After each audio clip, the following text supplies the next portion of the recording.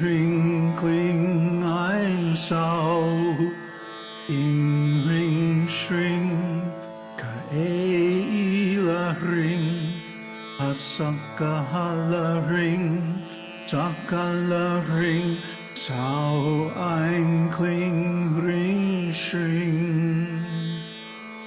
Om.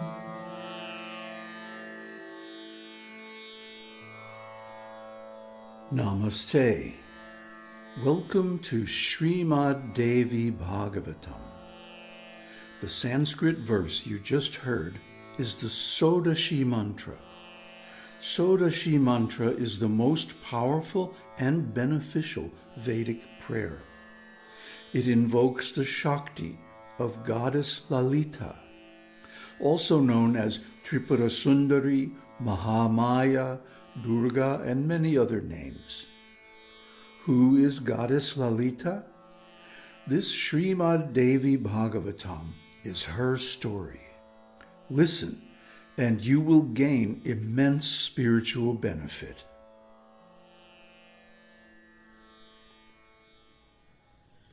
Namaste. So everybody seems to like the commentaries better than the reading. But without watching the reading video, you can't understand the commentary. So I think what I'm going to do is combine them both, read a little bit and then make some comments. It'll be slower, but hopefully will help to keep some of the attention. So we're on the fourth chapter of the first skanda of Srimad Devi Bhagavatam. And so far what happens is Vyasadeva becomes despondent because he doesn't have a son and he thinks he can't get to heaven. So he goes to a beautiful spot in the mountains and he runs into who? Narada Muni. Narada Muni always shows up, just at the right time to forward the plot. And so he asks this question, who can I worship who will give me a son very quickly? Now here's Narada's reply. Sutta said, thus questioned by Krishna Dvaipayana Veda Vyasa, the high-souled Narada Muni, well-versed in the Vedas, became very glad and spoke thus. O highly fortunate Parashara's son, the question that you have asked me today was formerly asked by my father, Brahma, to Narayana. At this, Narayana, Vasudeva, the Deva of the Devas, the creator, preserver, and destroyer of the universe, the husband of Lakshmi, the four-armed, wearing yellow garments, holding a conch shell, discus, club, and with the mark of Srivatsa, a mark or curl of hair on the heart of Vishnu, adorning his breast, and decorated with the Kaustuva gem. The divinity himself became merged in great yoga. At this, my father became greatly surprised and said, O Janardana, thou art the Deva of the Devas, the Lord of the present, past, and the future, the Lord of this universe. Why art thou meditating in yoga? And what is it that thou art meditating on? O best of the Devas, thou art the Lord of the entire universe, and yet thou art now merged in deep meditation. At this I am greatly surprised. What more wonderful than this can happen? So Brahma, desiring to get sons, has gone to Vishnu, Narayana, because Narayana is Brahma's father. Brahma is born or appears in a lotus flower grown from the navel of Narayana. So he thinks of Narayan as his father. And we'll see a little bit that's not exactly correct. But anyway, he goes to him anytime he has any questions or doubts. So he goes to him now and asks this question. And he sees him merge into deep meditation. So the question arises for Brahma, well, who is he meditating on? Is there anybody higher? Because up to this time, he doesn't know anything more. He doesn't know anything beyond Vishnu. Now, of course, this is where a lot of us find ourselves, because we have been taught or brought up or educated, or we have heard that Vishnu is the highest. Vishnu is the God. He is, as Brahma says, the creator, preserver, and destroyer. But actually, this isn't exactly true. It's a convenient fiction to enable people to present the Vedic path as monotheism. Monotheism with a male supreme God. But actually, that's not the Vedic path. And later on we'll see, way later on we'll see, that these religions like Vaishnavism, Shaivism, Ganapatism, all these different deity worship cults that have sprung up in India in the last, since the beginning of Kali Yuga, 5,000 years ago, are actually non-Vedic. They actually disagree or deviate from the Vedic conclusion. And we're going to find out what the Vedic conclusion is here in a minute. O Lord of Rama, I am sprung from the lotus of thy navel and have become the Lord of this whole universe. Who is there in this universe that is superior to thee? Kindly reveal this to me. O Lord of the world, thou art the origin of all, the cause of all causes, the creator, preserver, and destroyer, and the capable doer of all actions. O Maharaja, at thy will I create this whole universe, and Rudra destroys it in due time. He is always under thy command. O Lord, by thy command the sun roams in the sky, the wind blows in various auspicious or inauspicious ways, and the fire is giving heat, and the cloud showers rain. I don't see in the three lokas anyone superior to thee. Then, whom art thou meditating on? This is my main point of doubt. O one of good vows, I am thy devotee. Be merciful to me and speak this to me. There is almost nothing that is secret to the Mahapurushas. This is a well-known fact. So Brahma is saying, O Lord of Rama, Rama is another name of Lakshmi, that there's nobody higher in this universe. Is there? Then who are you meditating on? He's bewildered because he's never seen anyone beyond this.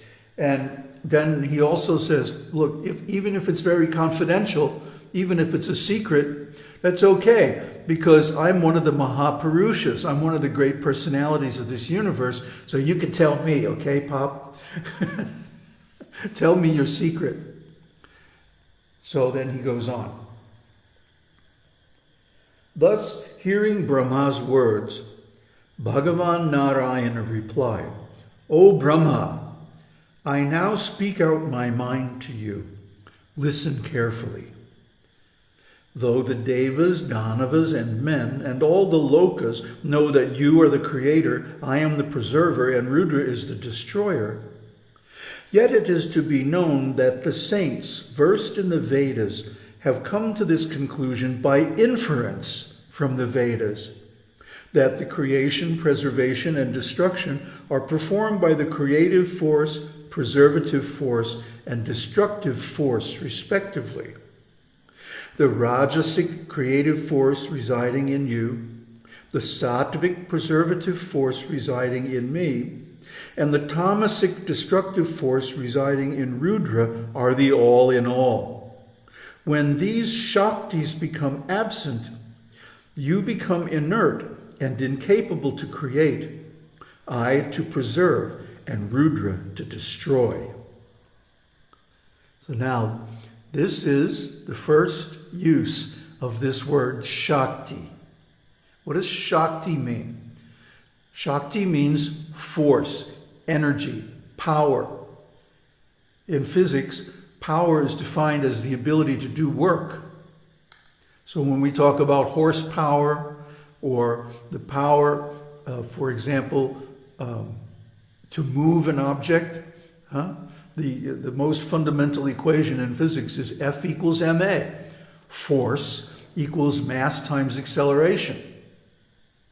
So the force, all you Star Trek fans, the force is the fundamental energy that makes possible all phenomena, all existence, motion, and ultimately destruction in the universe.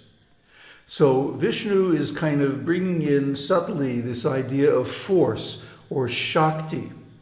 And Shakti is going to become the dominant theme of this whole work. O intelligent Sruvrata, we are always under that force, directly or indirectly. Here instances that you can see and infer. At the time of Pralaya, I lie down on the bed of Ananta, subservient to that force. Again, I wake up in the time of creation, duly under the influence of time. I am always subservient to that Mahashakti. Under her command, I am engaged in tapasya for a long time. By her command, sometimes I enjoy with Lakshmi. Sometimes I fight battles terrible to all the lokas with the Danavas, involving great bodily troubles.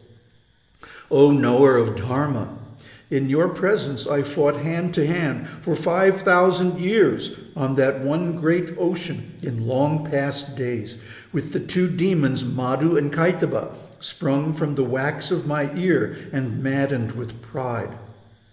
And I killed those two Danavas successfully by the grace of the Devi. So now Vishnu is telling Brahma, look, actually I'm not the highest. Actually I'm not the supreme force in this universe. There's something greater than me, this Mahashakti. And so the sages think that you're the creator, I'm the preserver, and Rudra is the destroyer. But they reach this conclusion by inference. So that's why we see in the Puranas especially that this dogma, more or less, of Brahma as the creator, Vishnu as the preserver, Rudra as the destroyer, is there because it's reached a conclusion by inference. Remember we talked about ascending logic or inference and descending logic or deduction, and how the Vedas actually function by descending logic. In other words, if it's not written in the Shastra, then to reason about it and come to some conclusion by logic is very iffy. It's very shaky, very inaccurate at times. So now he's going to go on and explain very plainly to Brahma what the real situation is. O highly fortunate one, you realized then the great Shakti, higher than the highest and the cause of all causes. Then why are you asking again and again that same question? By the will of that Shakti, I have got this idea of man and roam on the great ocean.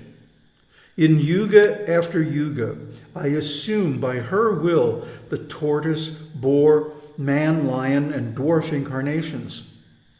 No one likes to take birth in the womb of inferior animals. Do you think that I willingly take unpleasant births, as in the womb of boars, tortoise, etc.? Certainly not. What independent man is there who abandons the pleasurable enjoyment with Lakshmi and takes birth in inferior animals like fish, or leaves his seat on the back of Garuda and becomes engaged in great war conflicts? O Swayambhu, in ancient days you saw before your very eyes that my head was cut off when the bowstring suddenly gave way. And then you brought a horse's head, and by that help, the divine artist Vishvakarma stuck that onto my headless body. O Brahma, since then I am known amongst men by the name of Hayagriva. This is well known to you.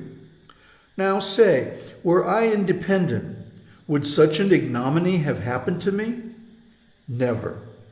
Therefore, I am not independent. I am in every way under that Shakti.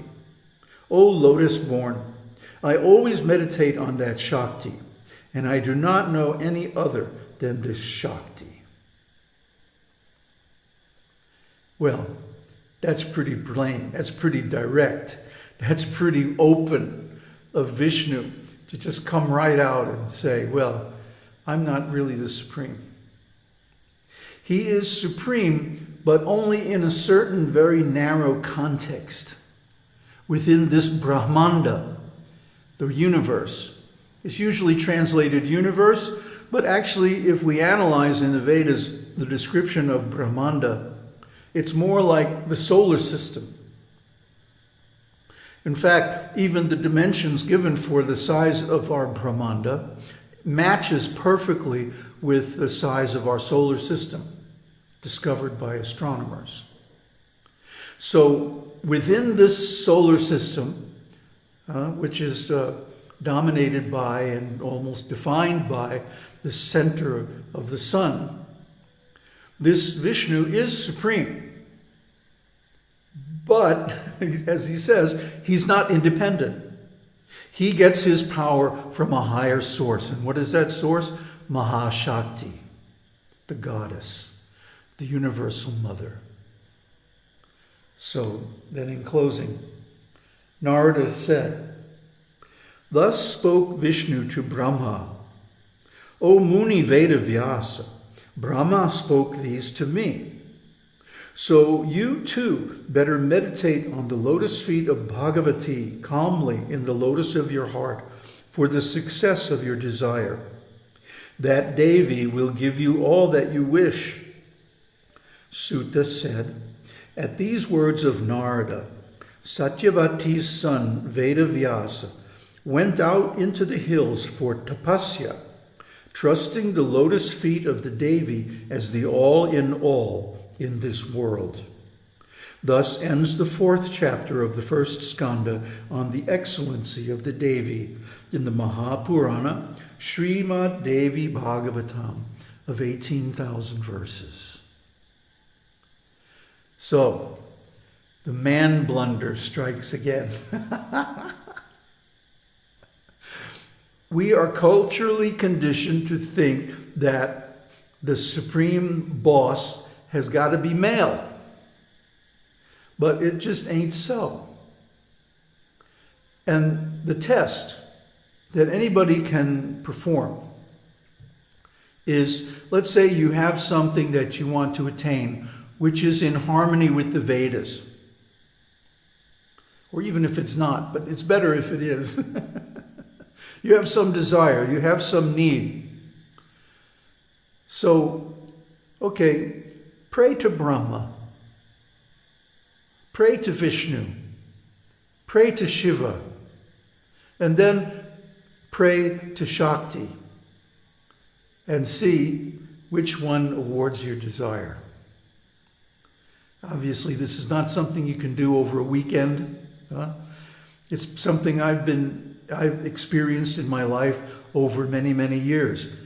I was a devotee of Krishna, who is an incarnation of Vishnu, for over 20 years. And there were certain things that Vishnu can award, but not everything.